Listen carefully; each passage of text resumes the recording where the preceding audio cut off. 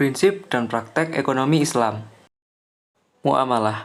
Pengertian muamalah menurut Kamus Besar Bahasa Indonesia artinya adalah hal-hal yang termasuk urusan kemasyarakatan. Menurut fikih Islam, berarti tukar-menukar barang atau sesuatu yang memberi manfaat dengan cara yang ditempuhnya, seperti jual beli, sewa menyewa, upah mengupah, pinjam meminjam, urusan bercocok tanam, berserikat, dan usaha lainnya. Dalam melakukan transaksi ekonomi, Islam melarang umatnya memakai cara-cara yang batil, memakai cara-cara yang zalim, larangan bermain permainan takaran, timbangan, kualitas, dan kehalalan, larangan kegiatan riba, larangan berjudi, dan larangan bertransaksi jual beli barang haram. Lalu macam-macam muamalah, yaitu jual beli adalah kesepakatan tukar-menukar benda untuk memiliki benda tersebut selamanya. Syarat-syarat jual beli yang pertama, penjual dan pembeli haruslah sudah balik, berakal sehat, atas kehendak sendiri. Yang kedua, uang dan barangnya haruslah halal dan suci, lalu bermanfaat, keadaan barang dapat diserah terimakan, keadaan barang diketahui oleh penjual dan pembeli, lalu milik sendiri. Yang ketiga adalah ijab qabul, yaitu adalah pernyataan jual beli berlangsung dengan dasar suka. Hiyar. Pengertian hiyar adalah bebas memutuskan antara meneruskan jual beli atau membatalkannya. Penjual berhak mempertahankan harga barang dagangannya. Sebaliknya pembeli berhak menawarkan atas dasar kualitas barang yang diyakininya. Lalu macam-macam hiyar. Yang pertama adalah hiyar majelis. Artinya, selama penjual dan pembeli masih berada di tempat berlangsungnya transaksi atau tawar-menawar, keduanya berhak memutuskan meneruskan atau membatalkan jual beli. Yang kedua adalah hiyar syarat, yaitu dijadikan syarat dalam jual beli. Penjual boleh memberi batas waktu kepada pembeli untuk memutuskan jadi tidaknya pembelian.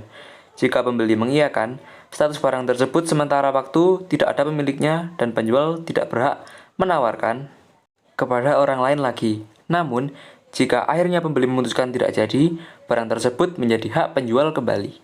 Yang ketiga adalah hiyar aibi atau cacat. Pembeli boleh mengembalikan barang yang dibelinya jika terdapat cacat yang dapat mengurangi kualitas atau nilai barang tersebut. Namun hendaknya dilakukan sesegera mungkin. Riba. Pengertian riba adalah bunga, uang, atau nilai lebih atas penukaran barang. Riba apapun bentuknya dalam syariat Islam hukumnya haram. Sanksi hukumnya juga sangat berat. Semua orang yang terlibat dalam riba sekalipun hanya sebagai saksi terkena dosanya juga. Guna menghindari riba, jika mengadakan jual beli barang sejenis harus ditetapkan syarat, yakni sama timbangan ukurannya, dilakukan serah terima saat itu juga dan secara tunai. Jika tidak sama jenisnya, harus tetap secara tunai dan diserah terimakan saat itu juga, kecuali barang yang berlainan jenis. Dapat berlaku ketentuan jual beli sebagaimana barang-barang yang lain.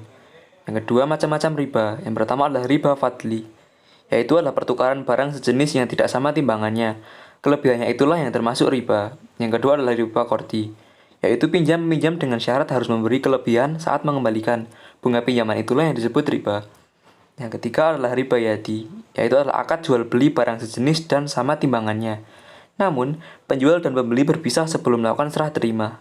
Dan yang keempat adalah riba nasiah, yaitu adalah akad jual beli dengan cara penyerahan barang beberapa waktu kemudian. Utang piutang. Utang piutang adalah menyerahkan harta atau benda kepada seseorang dengan catatan akan dikembalikan pada waktu nanti dan tidak mengubah keadaannya. Memberi utang berarti menolongnya dan sangat dianjurkan oleh agama. Rukun utang piutang ada 3, yaitu yang pertama yang berpiutang dan yang berutang. Yang kedua ada harta atau barang. Yang ketiga adalah lafaz kesepakatan.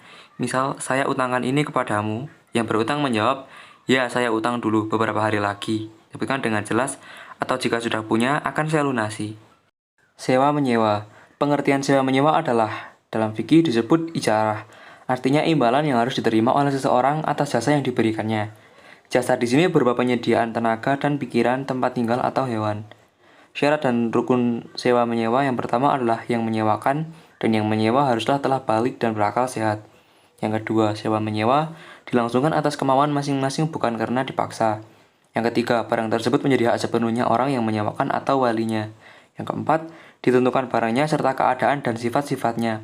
Yang kelima, manfaat yang akan diambil dari barang tersebut harus diketahui secara jelas oleh kedua belah pihak. Yang keenam, berapa lama memanfaatkan barang tersebut harus disebutkan dengan jelas. Harga sewa dan cara pembayarannya juga harus ditentukan dengan jelas serta disepakati bersama. Syirkah. Secara bahasa, kata syirkah atau perseroan berarti mencampurkan dua bagian atau lebih sehingga tidak dapat lagi dibedakan antara bagian yang satu dengan bagian yang lainnya. Menurut istilah, syirkah adalah suatu akad yang dilakukan oleh dua pihak atau lebih yang bersepakat untuk melakukan suatu usaha dengan tujuan meroleh keuntungan. Rukun dan syarat syirkah adapun secara garis besar ada 3, yaitu seperti berikut. Yang pertama, dua belah pihak yang berakad. Syarat yang melakukan akad adalah harus memiliki kecakapan atau aliyah, lalu melakukan tasarruf atau pengelolaan harta. Yang kedua, objek akad yang disebut juga ma'qud Allahi mencakup pekerjaan atau modal. Adapun syarat pekerjaan atau benda yang dikelola dalam syirkah harus halal dan diperbolehkan dalam agama, dan pengelolaannya dapat diwakilkan. Yang ketiga, akad atau yang disebut juga dengan istilah sikat. Adapun syarat sah akad harus berupa tasarruf, yaitu adanya aktivitas pengelolaan. Macam-macam syirkah. Yang pertama adalah syirkah amwal inan, yang kedua syirkah amwal mufawaddah, yang ketiga syirkah abdan, yang keempat adalah syirkah wujuh. Perbankan bank adalah sebuah lembaga keuangan yang bergerak dalam menghimpun dana masyarakat dan disalurkan kembali dengan menggunakan sistem bunga. Dengan demikian, hakikat dan tujuan bank ialah untuk membantu masyarakat yang memerlukan, baik dalam menyimpan maupun meminjamkan, baik berupa uang atau barang berharga lainnya, dengan imbalan bunga yang harus dibayarkan oleh masyarakat pengguna jasa bank. Bunganya dapat dikelompokkan menjadi 2, yaitu sebagai berikut. Yang pertama, bank konvensional adalah bank yang fungsi utamanya menghimpun dana untuk disalurkan kepada yang memerlukan, baik perorangan maupun badan usaha, guna mengembangkan usahanya dengan menggunakan sistem bunga. Yang kedua adalah bank Islam atau bank syariah. Ialah yang menjalankan operasi menurut syariat Islam. Istilah bunga yang ada pada bank konvensional tidak ada dalam bank Islam. Bank syariah menggunakan beberapa cara yang bersih dari riba. Asuransi syariah. Prinsip-prinsip asuransi syariah berasal dari bahasa Belanda, yaitu asuranti yang artinya pertanggungan. Dalam bahasa Arab dikenal dengan at-ta'min yang berarti pertanggungan, pelindungan, keamanan, ketenangan atau bebas dari perasaan takut. Si penunggang disebut mu'aimin dan tertanggung disebut musta'min. Dalam Islam, asuransi merupakan bagian dari muamalah. Kaitan dengan dasar hukum, asuransi menurut fikih Islam adalah boleh atau jais. Dengan suatu ketentuan produk asuransi tersebut harus sesuai dengan ketentuan hukum Islam. Pada umumnya, para ulama berpendapat asuransi yang berdasarkan syariah diperbolehkan dan asuransi konvensional haram hukumnya.